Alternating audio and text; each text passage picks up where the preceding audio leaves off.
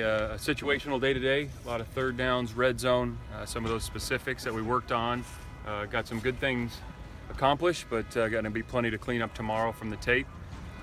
Obviously, exciting to have our home opener, get back in our home stadium, have our fans and our students and everybody. So, the guys are energized for that, but we got plenty of work to do the rest of the week before we kick it off on Saturday. So, what's been kind of the focus of this week? Obviously, there's familiarity with Bo in terms of their defense, and there's cleaning up from last week, and then obviously there's the week ahead. What do you try to focus on this week with an opponent like same thing we do every week? We know it's going to be a tough game. It's an opponent that creates challenges in different ways, offensively and defensively, and focusing on the things that we can control.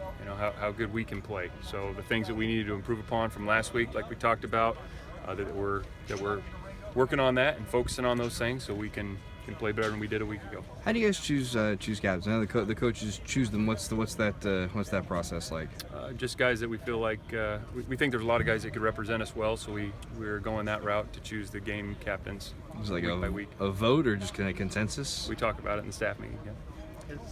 Is it a guy on offense, defense, special teams? Yeah, generally speaking, yeah. It doesn't have to be that way, but that's the way it's played out so far. Yeah.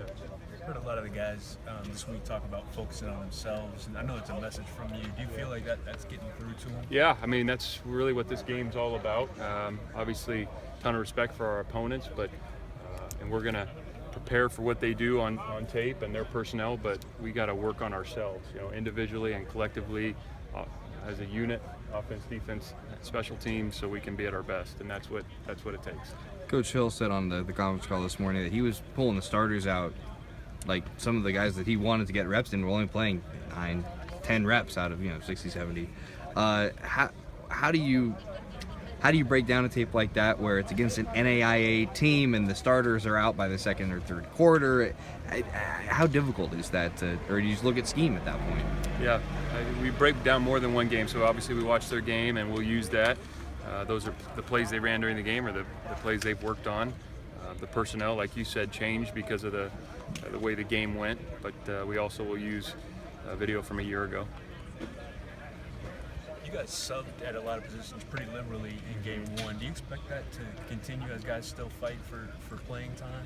Yeah, we want to be able to play, more than 11 guys on one side of the ball, and we were able to do that, and guys have earned those reps. We're not going to play them just because we want to play extra, but if guys earn the right and they can help us win, then we'll do that. I think especially with the number of plays that you're facing these days, it's important to be able to roll players on both sides of the ball. Noticed in your depth chart you have two guys who were listed at two different positions, with Devin Pollitt, D-tackle in the end, and with Evan Weaver at both inside and outside linebacker. What have you worked them out? Obviously Weaver did work both inside and out, but what did you see to double list them? Those guys like just that? Get where they could end up playing. Yeah, so I wouldn't read too much into okay. that. Yeah. We're doing a thing not today but tomorrow on Quentin Tartable. Just wondering what you thought about him throughout spring camp and one game in. Quentin is a very physical guy. He loves the physical aspect of the game. He plays with a ton of energy. He's gotten better and better since spring, and he brings kind of that mentality to the secondary and the defense. And it showed up in his play. He's still got things he's got to work on, but he's improved tremendously from spring and throughout fall. He will continue to improve, and Gerald has done a really nice job with him, like the other guys, but happy with where he's headed. What does that do for the secondary, the defense as a whole, to have a guy like that with that kind of physicality? Yeah, it's just kind of that the mentality of defense. That it's going to be me or him, and he's got that mentality. And there's some other guys that do as well, but he definitely does. And I think he loves that part of the game. He loves to play, and you can see it in practice. He's one of the guys that, we have certain tempos that we practice at, and generally got to remind Q once in a while that, we're in this tempo and it's not live all the time. But I much rather have to do that than tell him to speed up. So I appreciate that about Q. He's not a ghost tempo guy? No, ghost tempo is not his specialty. He's more of a live tempo guy. for sure. What do you think of the Joe Roth uniforms? They were released obviously They're today. great. I think they look great. It's really neat to be able to do that. So yeah, really impressed. They did a nice job with them.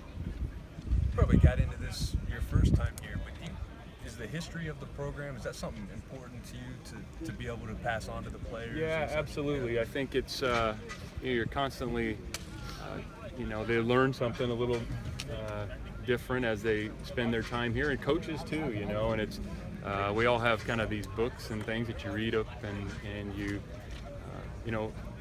when you're brand new, it's a process. They don't have a class, so it's our job to kind of educate the guys. And there's obviously things in our facility, which is a beautiful facility that has all the tradition and the things that have gone on here, which is really special. So it's neat to do things like that. And we'll talk about it when that game comes again. All right. Thank you.